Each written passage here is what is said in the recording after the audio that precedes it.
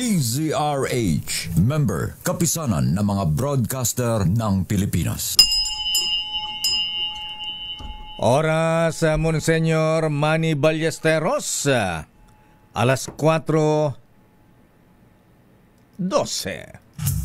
Uy! Nakapag-break ka na ba? Nakapag-relax ka na ba?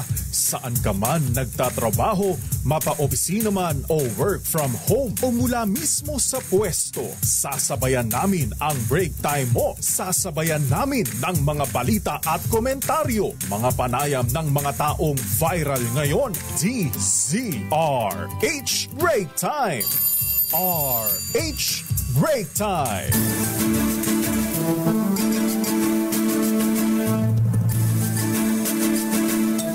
Magandang hapon, Pilipinas. Ako po si Deo Macalma. Ako naman po, Thea Petro Corpuz. At narito ang headlines ng ating mga balita ngayong araw ng Martes. Wow! Uno ng buwan ng Hulyo. Second half of the year, agad-agad na tayo. Nangalahati na ang taon. At sa ating mga headlines, 2 hanggang 3 bagyo. Naku, Diyos ko po. Maaring pumasok sa bansa ngayong buwan ng July. Patay tayo dyan. Dating Senador Tolentino, ban sa China, Hong Kong at Macau. Wow. Bakit? Matindi ang ban sa China sa West Philippine Sea. Ha? Samantala, Chacha o charter chains, bubuhayin daw ngayong 20th Congress. Si Bakan sa Customs nagpapatuloy. 5 pang mataas na opisyal pinalitan. Proklamasyon naman ni Congressman-elect Marcy Chodoro ng Marikina. Nabitin. Mga taga-suporta ng dating alkalde lumusob.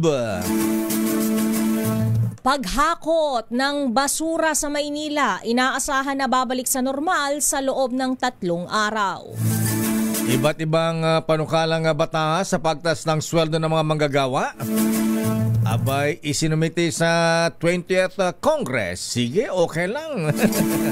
Yan ang kailangan natin. Correct. Para everybody happy. Liquefied petroleum gas o LPG may tapyas presyo din ngayong unang araw ng Hulyo. Samantala, 7 pulis sa Maynila inaresto ng mga taon ng NCRP o PNP, inaresto dahil sa pangingikil. Lalaki, sinaksak ng kapatid na nakadroga sa Pangasinan, patay. Wow. At ngayon sa detalye natin mga balita sa kalagayan ng panahon. Naku mga kuya, mga ating, eto 2 hanggang 3 bagyo daw ang maaring pumasok sa ating bansa ngayong buwan ng Hulyo. Ayon sa Pag-asa, ang mga tinutukoy na bagyo ay may tsansa na maglandfall sa Visayas, Central Luzon o kaya ay malapit sa Batanes. Para din magbago ng direksyon ang mga bagyo dahil sa epekto naman ng hanging habagat. Samantala, namataan naman sa 250 kilometro sa silangan ng Kasiguran, Aurora ang isang low pressure area na may katamtamang tsansa na maging ganap na bagyo. Habang isa pang sama ng panahon, LPA ang namataan naman sa labas ng Philippine Area of Responsibility. Ito ay namataan naman sa layong 2,745 kilometro sa silangang bahagi naman ng Northern Luzon, doon sa Basco, Batanes. Sa iba pang balita, binawala ng China na magtungo sa kanilang bansa si dating Senator o Senator Francis Tolentino. Ito ay dahil sa mga pahayag ni Tolentino na lubha umanong nakakapinsala sa China-related issues. Bukod sa mainland China, ban ang dating senador sa Hong Kong at Macau. Ayon sa Chinese Foreign Ministry spokesperson, handa ang kanilang bansa na ipagtanggol ang soberenya at seguridad sa harap ng mga offensive statement mula sa mga anti-China politicians sa Pilipinas. Ang mga kaparehong asal umano ni Tolentino ay sadyang mapanganib sa ugnayan ng China at Pilipinas. Tama lang naman sinasabi ni Senator Tolentino noon. Ha?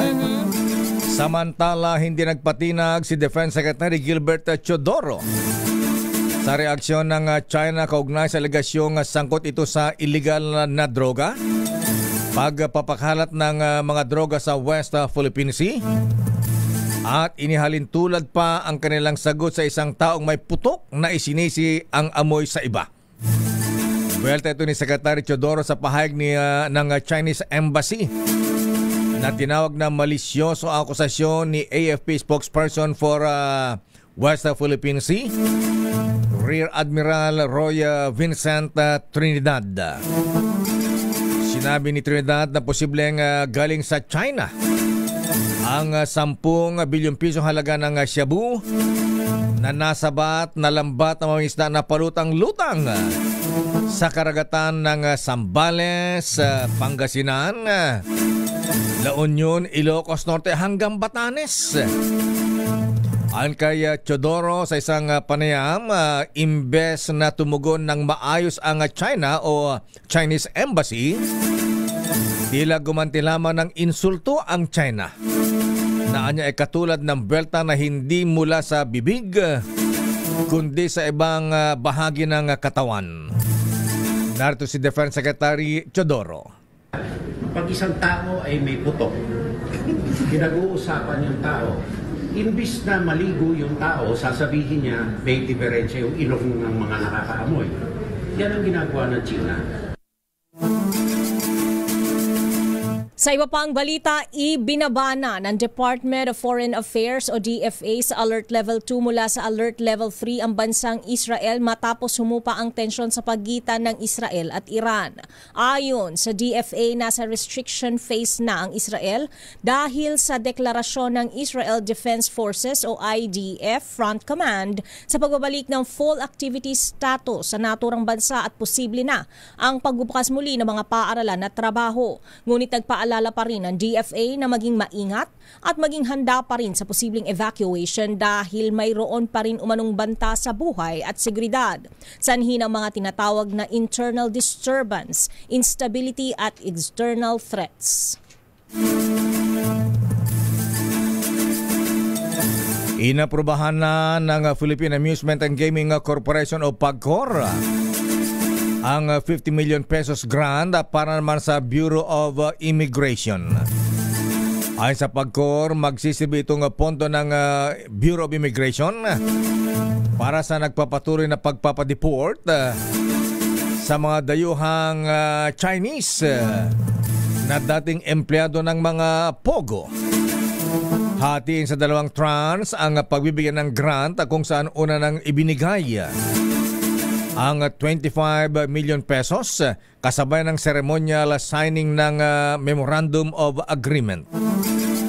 Sinabi ni Immigration Commissioner Joel Anthony Biado na makatulong ito sa pagpa-fast track sa deportasyon ng madayuhang POGO workers sa pagpapanatili ng ligtasan at seguridad ng mga Pilipino sa bansa. Sa iba pang balita, umaasa ang kampo ni dating Pangulong Rodrigo Duterte na ilalabas na ng International Criminal Court ngayong buwan ang resulta ng petition for interim release para sa pansamantalang paglaya ng dating Pangulo. Sa pahayag ni Congressman Paulo Duterte, sinabi umano sa kanya ng legal counsel ng dating Pangulo na posible itong mailipat sa isang bansa na kasapi ng ICC habang dinidinig ng ICC ang kanyang kaso. Sa ngayon, wala pang binabanggit na bansa ang kampo ni Duterte kung saan nila nais mailipat ang dating presidente. Una rito ay pinabulaanan ni Vice President Sara Duterte ang napaulat na tumanggi umano ang Australia na ampunin ang dating Pangulo dahil hindi naman sila naghain ng anumang request sa Australian government. Dumalo si Pangulong Ferdinand Bongbong Marcos Jr. sa ika-78 anibersaryo ng Philippine Air Force na ginanap sa Villamor Air Base sa Pasay kanina. At dito ibinida naman ng Air Force ang kanilang mga accomplishments, partikular sa territorial defense at air surveillance. Kabilang dito ang mahigit 1,000 flying hours sa pagpapatrolya sa West Philippine Sea, Philippine Rice at iba pang bahagi ng teritoryo ng bansa. Na muerte din umano nila ang higit 800 unknown trucks sa pamagitan ng Air Defense Surveillance Radar sa Philippine Air Defense Identification Zone. Kasabay niyan, ipinagmalaki ng Air Force ang kanilang karagdagang assets. Katulad na lamang ng Black Hawk helicopters. Sana huwag Black Hawk down, ha? At long-range patrol aircraft. Marami ba yan?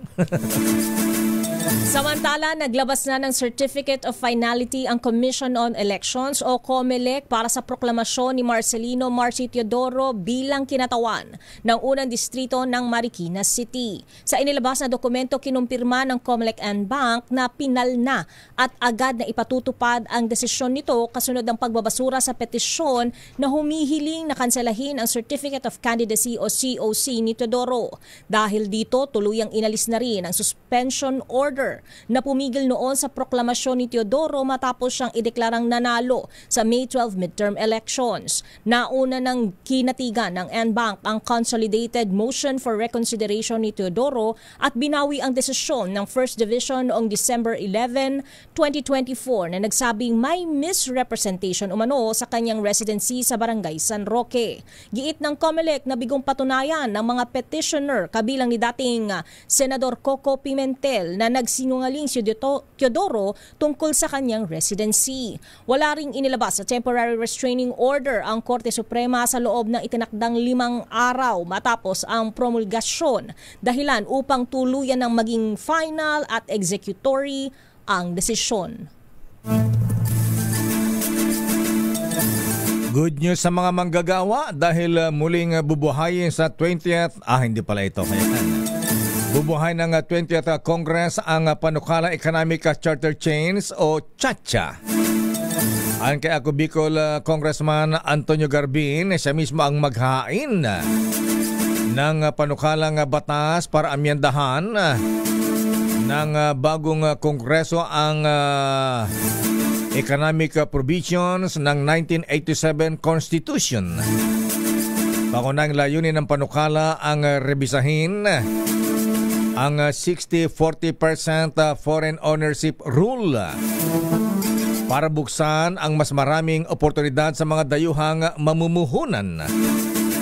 Matahanda ang naudlot ang economic charter change noong 19th Congress. Bunsod sa pangambang mapasok din ang ma-issue na may kinalaman sa political provisions, katulad na lamang ng pagpapalawig ng term limits ng mga halal na opisyal. Dahil dito ay naging malamig ang pagtanggap ng ilang mababatas at hindi tuloy na ipasa ang nasabing panukalang batas. Samantala, inaasahan na babalik na sa normal ang paghakot ng basura sa Maynila sa loob ng susunod na 3 araw. Ito ang pahayag ni Mayor Isko Moreno matapos ideklara ang health emergency sa lungsod dahil sa garbage crisis. Ang naturang problema ang sumalubong sa alkalde sa unang araw ng kanyang pagupo sa City Hall. Sinabi ni Moreno na dahil sa malaking pagkakautang ng Maynila sa 2 garbage contractors, sila ay tumigil ng maghakot ng basura. Iniutos na ng alkalde ang pag-take over ng pamahalaang lokal sa garbage collection upang maibsan ang nabanggit na krisis. Babalikan natin ang ilang pang detalya na ating mga balita. Abay, sibakan sa mga opisyal ng Bureau of Customs nagpapatuloy pa rin. Di ba pala tapos lahat? 5 pang mataas na opisyal, kabilang na ang 2 deputy commissioners, pinalitan. Samantala, 34 na milyong piso halaga ng mga smuggled agri-products nasabat naman ng mga tao ng Bureau of Customs sa Port of Manila. At 7 pulis Maynila inaresto naman ng mga tauhan ng PNP NCRPO dahil sa pangingikil. At isang lalaki sinaksak ng kapatid na nakadrag sa Pangasinan, patay. At LPG mga misis, may tapyas presyo din ngayong unang araw ng July.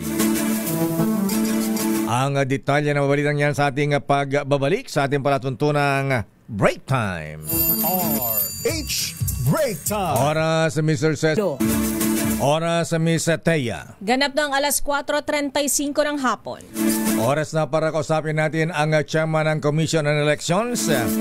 Dahil ngayong July 1 ang simula ng panunungkuran ng mga elected officials. Pero may mga opisyal pa rin hindi makaupo. Dahil may mga problema. May kumukontra pa. Kumukontra. Katulad na lamang kay kay Mayor Marcy Teodoro na nanalong congressman sa Marikina.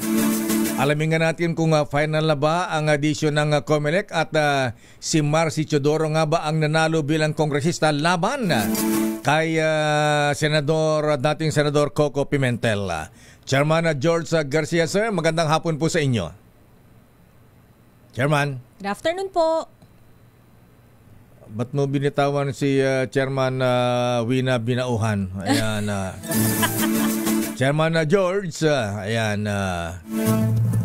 Sabi ko, huwag mong bibitawan eh. Ayan. Anyway, maraming tayo itatanong, hindi lamang sa Marikina, abay maging dyan sa silang Cavite. Ayan.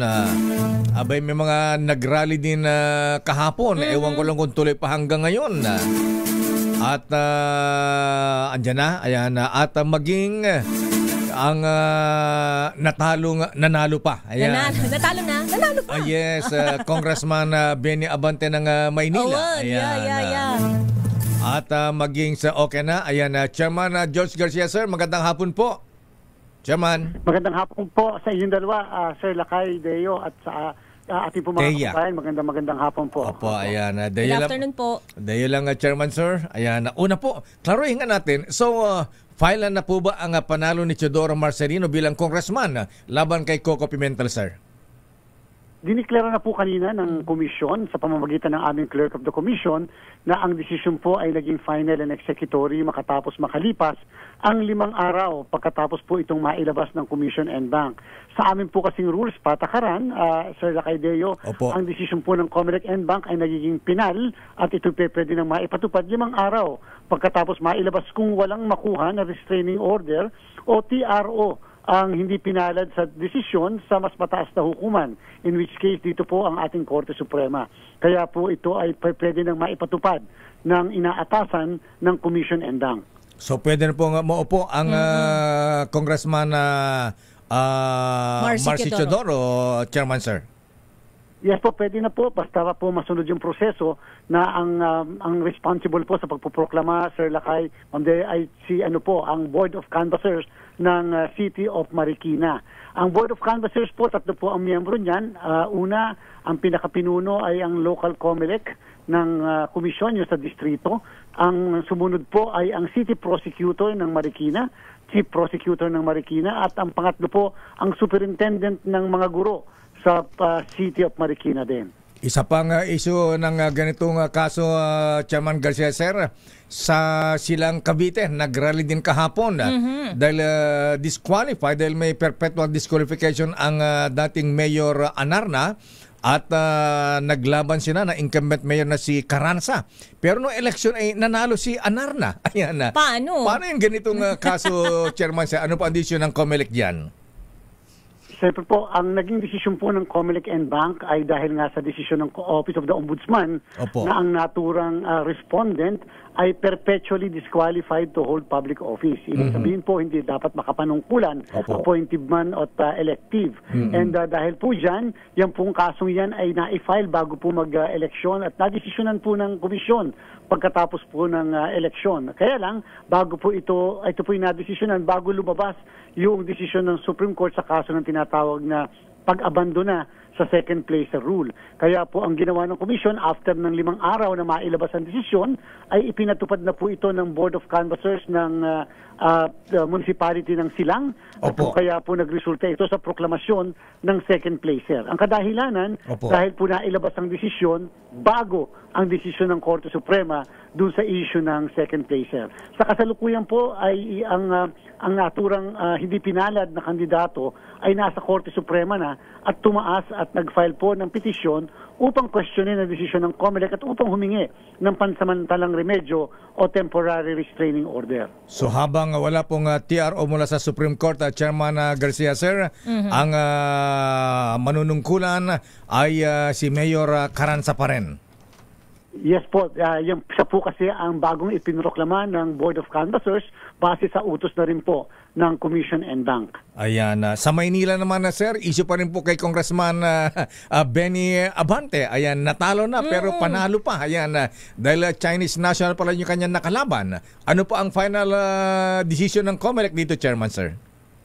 Sabi po ng komisyon ng NBank, ang natura pong respondent ay hindi po Filipino, natural-born Filipino citizen. At dahil po ang requirement sa ating saligang batas para maging isang kongresista, pagka po national position kasi presidente, vice-presidente, senador, kongresista, whether ng party list o ng parliament, ng legislative district, dapat daw po ay natural-born Filipino citizen. Napatunayan po base sa mga ebidensyang nakalap at naipresenta na ang natulang respondent po ay hindi po Filipino citizen natural born, kung kaya po siya ay tinanggal at pinapaupo po ang second placer. Hindi po in-apply dito yung pag-abandon na ng second placer rule ng komisyon sapagkat yung po kasing sinasabi ng Korte Suprema na hindi applicable ang second placer rule ay kapag po merong succession.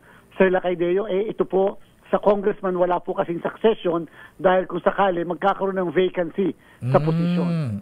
Hindi katulad ng mayor, may vice mayor, governor, may vice governor, ganun po. Sadyang tama po, yun po yung interpretasyon ng komisyon. Ayan, isa na lang po si dating Pangulong Digong, nanalong mayor, pero siya po ay nakulong. Ayan, so officially, pwede po si Vice Mayor Baste na siya magiging acting mayor ng Davao City, sir.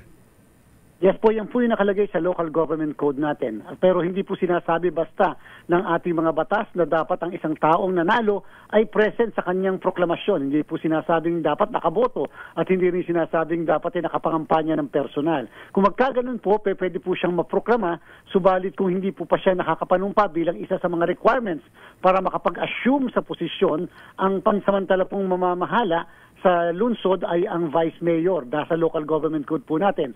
Ang tawag po niyan kasi temporary vacancy and therefore yung pong vice mayor ay temporarily siya muna mamamahala sa syudad hanggang sa mag-assume, hanggang sa magkaroon na ng pagkakataon na makapanumpa yung naturang na halal na mayor po. Paano po kung manumpa ang dating Pangulong Digong sa loob ng kulungan sa Dihig? Magawa ng paraan, makapag-online. Pwede ba maging mayor? Wala pong sinasabi ang ating pong batas kung saan pwedeng manumpa at kung kanino dapat manumpa. Dapat lang po otorisado ng ating mga batas ang kung saan ang magpapasumpa sa kanila. Halimbawa, para din po yung ikinasal. Kapag pinresume natin ng ninyong mag-asawa na ang kinagkakasal sa inyo ay may authority mag-solemnize na marriage, yung pala hindi. Sa mata po ng batas, kayo po ay valid na kinasal. Maaari pong humarap sa kasong kriminal, administratibo yung nagpasumpa, pero wala pong effect yan doon sa panunumpa ng mga nag-akala na may otoridad yung pong magpapasumpa. So dito po, kahit po wala sa Pilipinas, basta may authority yung nagpasumpa, base sa ating umiiral na batas, ay pwede po at valid yung pong panunumpa na yan.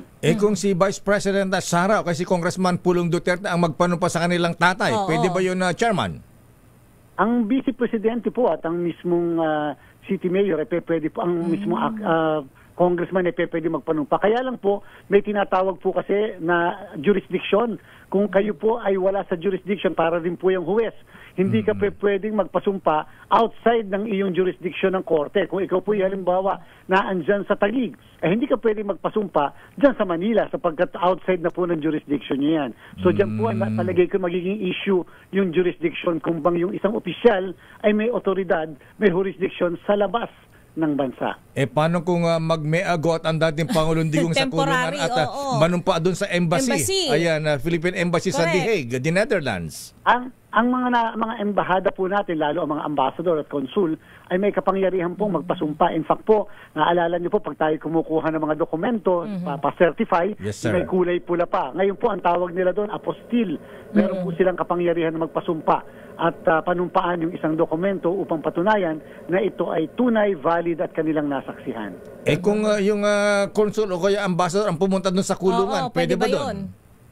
Wala rin po nagbabawal kung yan po ipapayagan halimbawa ng mismong nagkukulong na makapunta yung mismong Makapasok. tauhan ng pamahalaan, opisyal, upang doon po magpasumpa. So everything po naman ay posible. Basta ang importante, makapanumpa base sa ating umiiral na batas. Kaya lang, baka yung ambassador, yung consul, baka tanggalin sa pwesto. Ano po? May risk. Chairman Garcia, sir, Wait maraming... lang, I'm just Sige, curious. sige, Ang mga absentee officials po ba ay susweldo pa rin? Hindi po. Kapag po, dito po sa atin kasi kahit sa gobyerno, no work, no pay po tayo eh. So kahit pagka po ganun, wala po rin matatanggapin na kahit na anong benepisyo, emoluments o kung ano man po na mga karapatan para po sa opisina. Bakit noon si Congressman Halosos nasa Muntinlupa pero Nakasweldo ba lakay? nag-oopisina pa noon na chairman? Meron din po tayong senador kung natatandaan niyo po na pero hindi po sa ating pagkakaalam napapayagan na umattend ng mga session and therefore yung po ay depende na doon sa mismong opisina, doon sa mismong organisasyon o sa chamber kung saan pinayagan pa rin po yung mga staff na patuloy na maglingkod at patuloy po na magsilbi noong mga panahon na nakakulong ang kanilang pinuno. Sino ba senador na nakulong noon? Oo. Sino po sa kanila? Ang alam ko po yung tumakbo doon sa mayor sa Caloocan, yung isa. At Trillanes. Oo nga pala. Si Senator Trillanes, nasa loob ng kulungan, may pork barrel pa siya noon eh. Anyway. So nakasweldo lakay? Oo naman. Chairman Garcia, sir, maraming salamat po sa mga clarification. Thank you and good afternoon. Maraming salamat po. Mabuhay po kayong dalawa. Mabuhay po kay Chairman George Garcia, ang chairman ng Commission on Elections. Marami palang paraan lakay para makapanumpa. Ayun. Nalinawan po tayo sa mga issue po, mga kaibigan, ha? Klaruin natin, ayan si Abante, ayan, ayon kay Chairman Garcia, siya talaga ang nanalong congressman kasi dahil hindi Chinese. Hindi natural born citizen yung kanyang kalaban, disqualified. Sa Cavite, ayan, dahil may perpetual disqualification, hindi na ako ng TRO si Mayor Anarna. Ayan, bagamat natalo ang Mayor Carranza sa eleksyon, ay siya pa rin ang nanalo. Ayan, maupo. Ayan. At ano yung pangatlo? Ayan, si Baste. Ayan, ay siya ang acting mayor ng Davao habang nakulo ang kanyang ama. Hanggat mapapanumpa na nila lakay. Yes, hanggat walang naglalakas loob na ambassador kay consul na pupunta sa The Hague sa kulungan ICC at panumpay ng dating Pangulong Digong. Ayan. Hindi pala pwede si BP Sara at Kong Pulong. Outside of their jurisdiction. Ayan, wala daw sa jurisdiction. At hatawin natin ang mga report mula sa Malacanang. Nako, eto na mga taga Bureau of Customs, makinig kayo, eto na, official na, ha? Ayan, kung sino pa ang mga tatanggalin. Ayan, sa bagay, may nakon akong kopya, may nakita na akong dalawang deputy commissioners, pero bago si Let Narciso, eto muna, ha? Meron para tayong winner, Miss Thea, sa ating kadikit promo. Ayan, nasa ating linya si Norberto Michael Jordan. Wow! Ano ito yung Michael Jordan? Ng Lukban at Quezon. Kuya Norberto, magandang hapon. Magandang hapon po. Kamag-anak niyo ba si Michael Jordan? Hindi po. Ganun ba? Maroon din kayo mag-basketball? Ay, di rin po. Hindi rin. Ang pera. Anong sasakyan yung dinikitan ng DCRH sticker, kuya? Ano pa? Anong sasakyan nyo ang dinikitan na sticker? Tricycle po. Tricycle, ayan. Okay, Kuya Norberto, ang tanong ko, ha? Dahil ang pangalan mo ay Norberto Jordan. Ayan, hindi ko natatanong kung ano ang number 1 kauna-unang himpilan ng radyo sa Pilipinas. Anong numero sa jersey ni Michael Jordan? 23. Ang galing mo, kuya. Ayan. Walang mintis. Ayan, panalo ka ng 1,000. Huwag mo ibaba, kuya, yung telepono at kakausapin ka rito ni Miss Wina Binauhan para sa iyong premyo.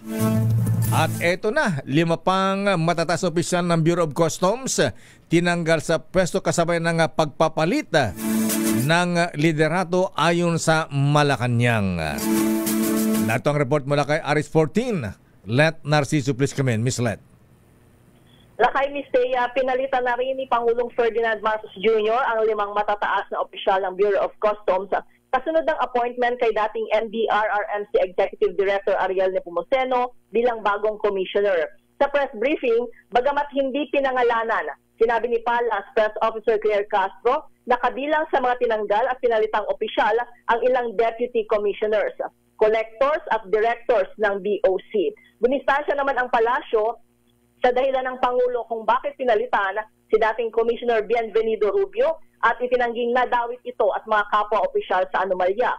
Naniniwala si Castro na kung anuman ang dahilan ng Presidente sa pagpapalit ng opisyal sa Customs ay para sa ikagaganda ng paghahatid ng serbisyo. Bigyang diin ni Castro ang naunang pahayag ni PBBM na magpapatuloy ang performance evaluation at mananatiling under probation ang mga opisyal para makita kung ginagawa ang kanilang tungkulin at mandato. Narito si Jose Castro. Ang Pangulo, ang nais po talaga ay makapagbigay ng mas magandang serbisyo ang bawat heads of agencies, ang bawat leader na nasasakupan ng ating Pangulo. So, ang tanging gusto ng Pangulo, maging tapat sa bansa, labanan ng smuggling, at syempre po, maging transparent sa koleksyon ng revenues. Si PCO Undersecretary Claire Castro. Ito si Let Narciso. Yes, Tay? Totoo ba yung sinasabi ni Secretary Claire Castro? Ayan, hindi ba kaya may nasagasaan yung mga opisyal dyan na malalaki kaya sila ay sinibak? O hindi na pagbigyan? Ay, hindi siya nagkomento dyan lang. Ganun ba? No comment. Presidente daw kung ano yung kanyang dahilan. Dahil ayaw niya nga banggitin kung sino yung mga tinanggal, ako na magbabanggit. Pambihirang spokesperson na press secretary yan, abogada pa naman din. Ayan, para alam ni Secretary Claire de la Fuente Castro, ayan, Secretary, makinig ka, ha? Ayan, FYI. Wala ka bang kopya nito? Ayan, pirmado pa ng Paulong Marcos kahapon, June 30. Ayan, katulad na naman itong isa. Ayan, sir. Ayan, pursuant to the provisions of existing laws, you are hereby appointed Deputy Commissioner, Bureau of Customs, Department of Finance, Vice Benera Bakiran. Ayan. So, ibig sabihin po si DepCom Benera Patek Bakiran ang pinalitan. By virtue hereof, you may qualify and perform the duties of the office furnishing the office of the President and the Civil Service Commission with copies of your oath of office. Signed, Ferdinand R. Marcos, President. Ayan, Mr. Agaton Teodoro Oliver Ubero. Ayan, yan ang isang Deputy Commissioner na bago pumalit kay Benera Bakiran. At ito pa, Miss Let, pakisabi kay kay Secretary Claire Castro. Ayan. FYI. Ito pa. Yusek daw. Di ba press secretary, di ba nasa PAC na yata yung nagpapanggap na secretary? Ayan, oo, ayan. Ang isa pang inappoint bilang Deputy Commissioner ay si Romeo Alan Rosqueta Rosales. Ayan. Ang pinalatan naman niya bilang Deputy Commissioner ay si retired General Deputy Commissioner Juvimax Uy. Ayan, dalawang Deputy Commissioner na yan at meron pang Director na pinalitan din. Ang inappoint ay si Thomas Narcisse. Ang pinalitan naman niya ay si Bern Enciso. Ayan. So yan, para alam ni Secretary Clara Castro. Ayan. Para naman ko. Pangalan ka na pala, Lakay. Oo, para ko. Ang bira naman press secretary yan. Para kumpleto yung mga balita niya. Nagbabalita, kulang-kulang. Incomplete ba, Lakay? Ano ba naman yan? Madi? Para namang hindi graduate ba ng journalism? Ayan, No, attorney. abogado. Bihira naman, di niya alam ang mga ito. Taga Malacanang, pambihira naman. Anyway, sige. So, yun ang mga pinalitan at pumalit Miss Let para sa kaalaman ni Secretary Clara de la Fuente Castro. Ayan.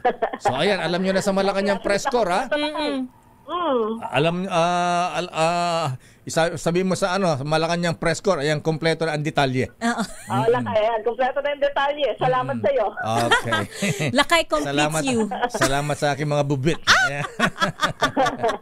Okay, maraming salamat, Miss Let. Balikan niyo, Lakay at Miss Thea.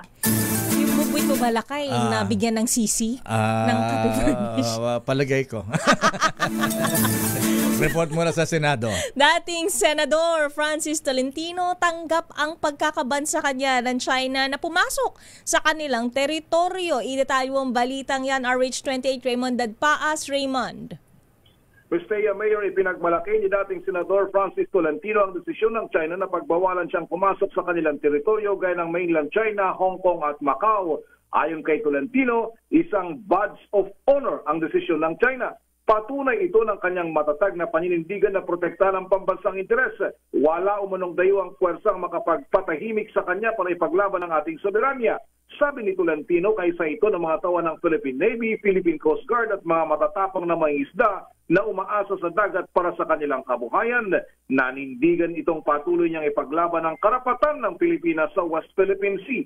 Siya ang author ng Philippine Maritime Zones Act at Philippine Archipelagic Sea Lanes Act na matinding tinutulan ng China.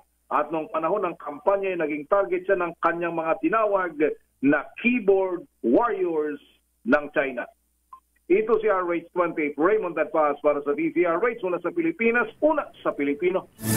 Maraming salamat, Raymond. At dapat nga nating saluduan si Senator Francis Tolentino.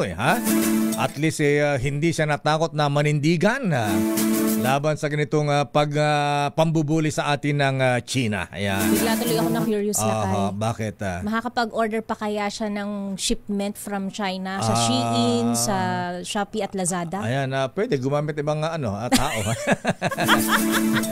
Senator Tolentino, welcome to the club. Ang club ng mga naideklarang persona non grata. Ayan. Standby manang Millie Kirgunan, standby Edniel Parosa Val Gonzales, standby Josa Cruzat sa Showbiz. Oras, Miss Thea. Ganap ng alas 4.